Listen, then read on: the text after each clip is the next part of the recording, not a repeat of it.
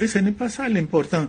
L'important pour nous était de savoir, est-ce que le candidat que nous allons désigner en notre sein peut être appuyé par d'autres forces pour nous permettre de réussir ce que nous voulons faire. Et nous avons constaté, ne réunissait pas les conditions qui permettaient d'atteindre ces objectifs. L'un a désisté, l'autre s'est maintenu.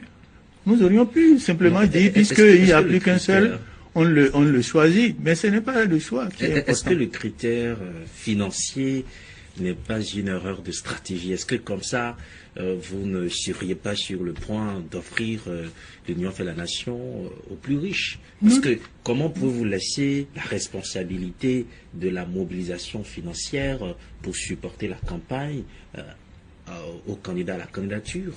Non, je viens de vous dire que lorsque nous avons évalué les deux candidats, nous avons choisi deux critères. Premier critère, quelles sont les forces qui vont s'ajouter à nous pour nous permettre de réussir ce que nous voulons faire.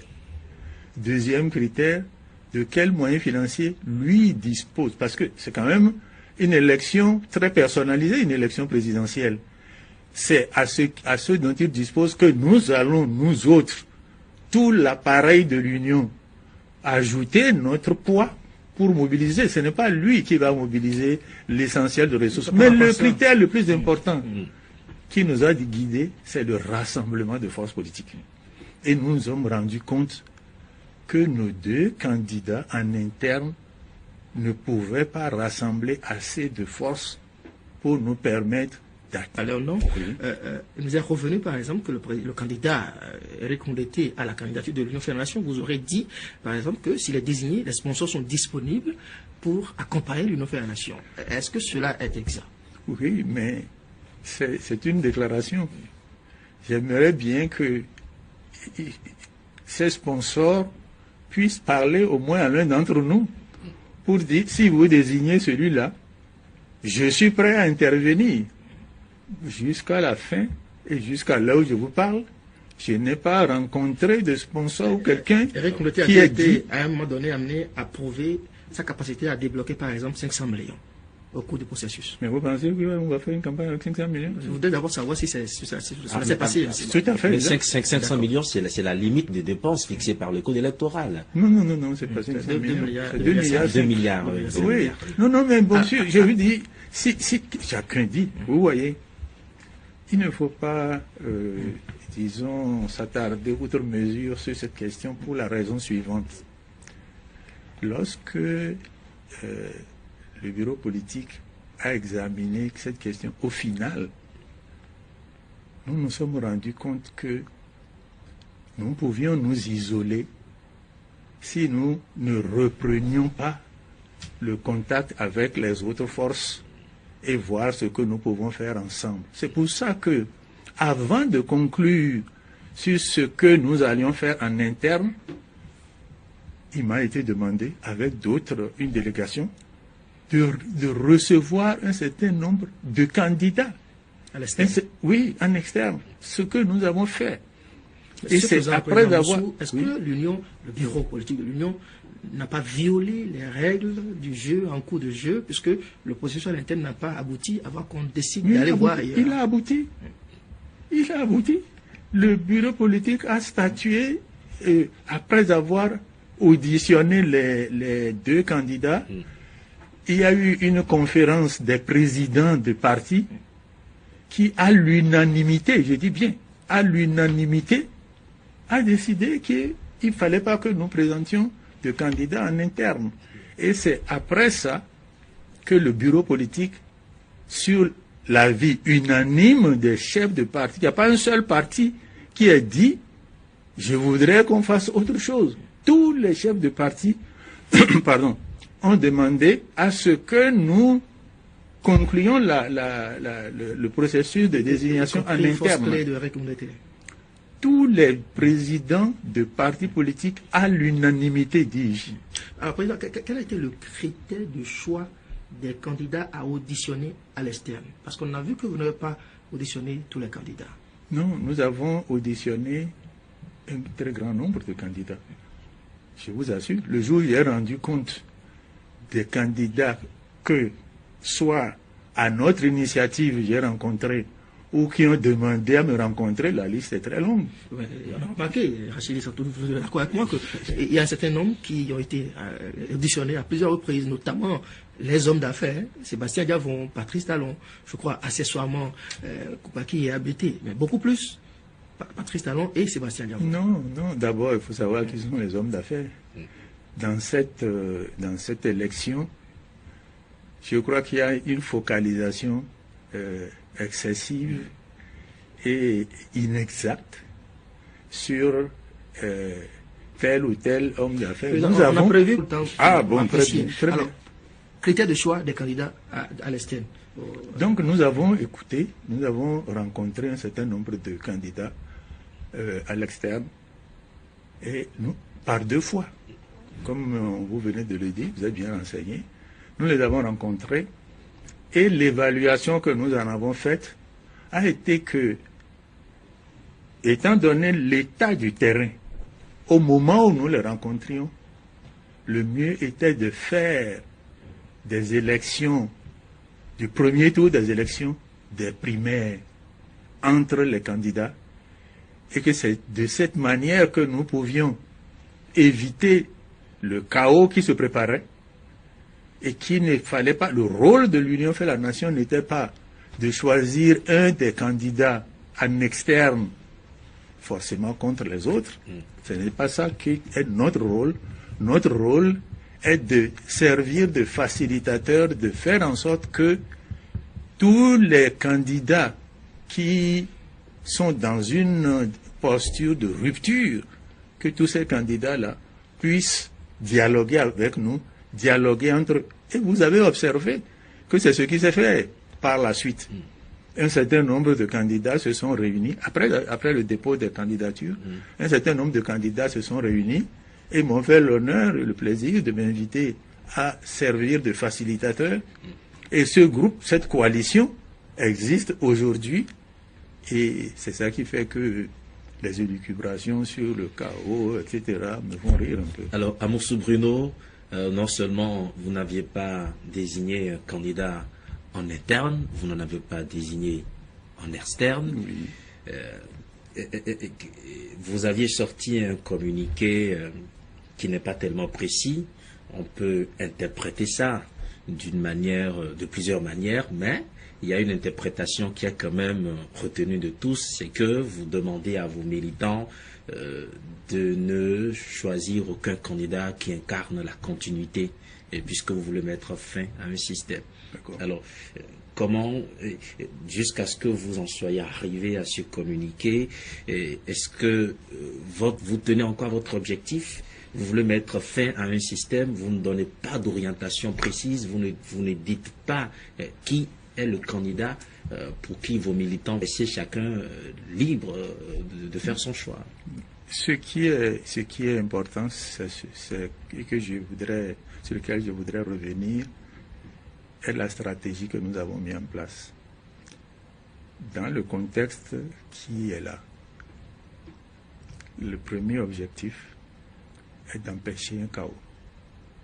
Le deuxième objectif est de gagner les élections. Pour atteindre ces 2 objectifs, le premier, à savoir éviter le chaos, il faut permettre à nos militants, là où ils se trouvent, de pouvoir déployer avec efficacité leur énergie. Ça ne sert à rien de dire à quelqu'un qui est à Kandi de voter pour de se battre pour voter pour un candidat qui est inconnu à Kandi. Si vous faites ça... Si le candidat est béninois, qu'est-ce que vous voulez insinuer par là? Je veux insinuer que la réalité politique de notre pays, qu'il ne faut pas occulter, est que dans chaque zone de notre pays, il y a un candidat ou des candidats plus favoris que d'autres. Et donc, nous demandons à nos militants d'appuyer ces candidats-là, parce que ça permet de retenir d'abord des voix, ça permet d'éviter l'émiettement et ça permet d'éviter le chaos. Parce que lorsque vous donnez instruction ou bien vous dites à vos militants, votez pour telle personne, il faut vous assurer que le taux de report que vous avez envisagé va être suffisamment élevé.